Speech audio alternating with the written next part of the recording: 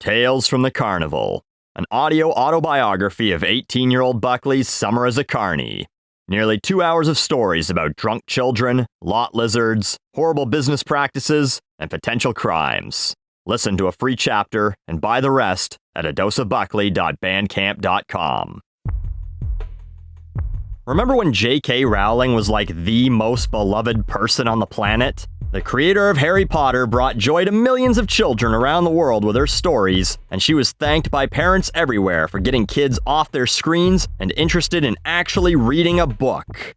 Then she said some shit about trans people, and everyone went, that's not great. Then she said some more shit about trans people, and everyone went, okay, so this is becoming a trend, huh? Then she continued to say shit about trans people, and the internet went, would you shut the fuck up? And J.K. Rowling said, oi, they're trying to cancel me. So recently, she signed a letter along with a number of other writers condemning cancel culture. Of course, the article doesn't ever call it that, but suggests that it is now all too common to hear calls for swift and severe retribution in response to perceived transgressions of speech and thought. That's the smart person way of saying, they're trying to cancel people. The letter goes on to give a bunch of uncited examples, although I'll take them on good faith that at least one example of each of these incidents have happened. And near the end says, as writers, we need a culture that leaves us room for experimentation, risk-taking, and even mistakes. So, what people want is a consequence-free culture to spout whatever shit they want. Now, I agree that someone shouldn't lose their entire livelihood for one mistake or for saying something that a lot of people disagree with.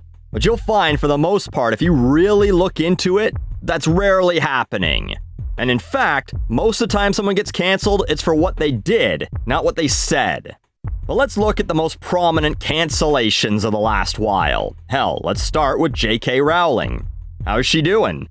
Have all her royalties for the Harry Potter series stopped? Or been taken away? No, of course not.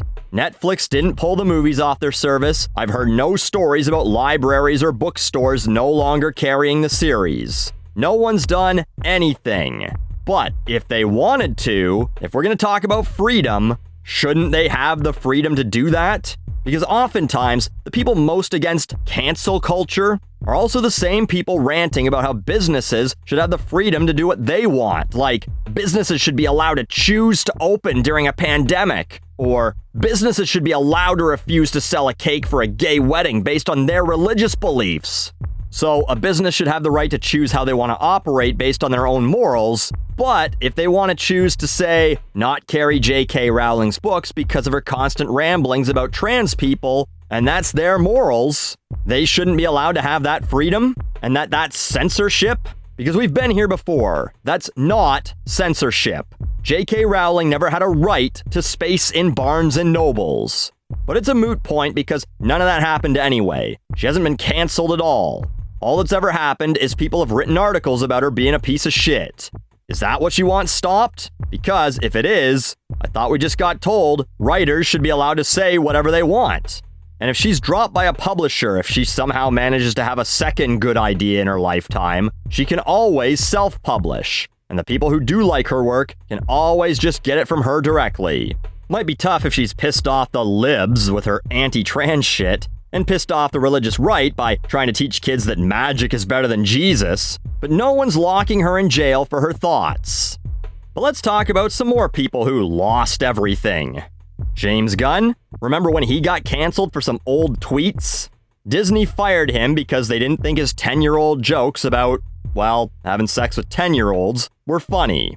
Warner Brothers hired him a few weeks later to direct the new Suicide Squad movie, and then Disney hired him back to do Guardians of the Galaxy 3. In fact, he gained work from it. And this seems to happen quite a bit, where the publicity actually helps them. Louis C.K., who didn't get hashtag canceled for what he said, but for what he did, sold out 5 shows in Toronto last year, and released a special on his website this year, which is something he's done for a long time. He hasn't stopped creating, and his fans can continue to support him if they wish to. Remember Shane Gillis? The guy who got the boot from SNL before he even started because he'd been saying a bunch of racist shit and going, oh, but it's just a joke. He recently tweeted this joke.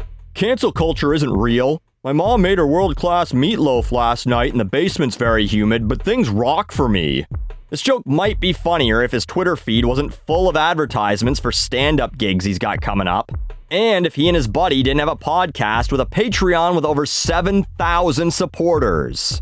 7,000 people giving him $1 minimum, but the average Patreon creator is apparently getting like $3 to $5 per person. So let's say the low end there. $21,000 a month split between these two goobers. That's $10,500 a month. Anyone here feel sorry for someone who only makes $126,000 US a year to do a podcast, plus whatever he's been getting for stand-up gigs? Those are you regular people complaining about your favorite celebrities being canceled. How much did you make last year? Tell us in the comments section. Does that sound like a guy who's been canceled to you? Oh, but he doesn't get to be on SNL. Yeah, the show that fucking spawned Jimmy Fallon and Chris Kattan. Oh no, what a fucking loss. Which brings me to my point about this, and one I feel like I've made somewhere before. When Kevin Hart got booted from the Oscars because he'd made a bunch of jokes a few years ago about how he'd beat his son if he were gay, everyone went, "Oh, cancel culture, cancel culture." No, the company that hosts the Oscars didn't want that associated with their very mainstream show that tries to target an audience larger than just Kevin Hart's audience. But Kevin Hart still continues to enjoy a very successful career. His fans that do like him didn't see those tweets from 8 years ago and go, "Oh, I guess I'm not a fan anymore because the internet, full of a bunch of people who don't like him, didn't like what he had to say." The US has over 331 million people living in it. As an entertainer, if a million of those people, 0.3% of the population, a minuscule fraction, like you, and even if the other 330 million fucking hate you, you could still be very successful. In fact, you could be successful because of the hate. You think 7,000 people signed up to support Shane Gillis's podcast because it's so fucking good that they just have to? Or do you think that maybe some of those people signed up because of the publicity? And because they're like, "Well, I'm not gonna let someone be canceled. Let me get my credit card out." I guarantee that there are at least a few motivated by that, and the rest were just his fans who like that kind of comedy. Or who might even be like, "Yeah, what he said was stupid, but I'm not gonna let that define him. I like the rest of his work." Now, what about regular old folks though? Like say that guy in Florida, of course it was Florida, who started screaming at people in a Costco because they asked him why he wasn't wearing a mask, which apparently is mandatory at Costco. And then, the insurance company he worked for fired him when they found out.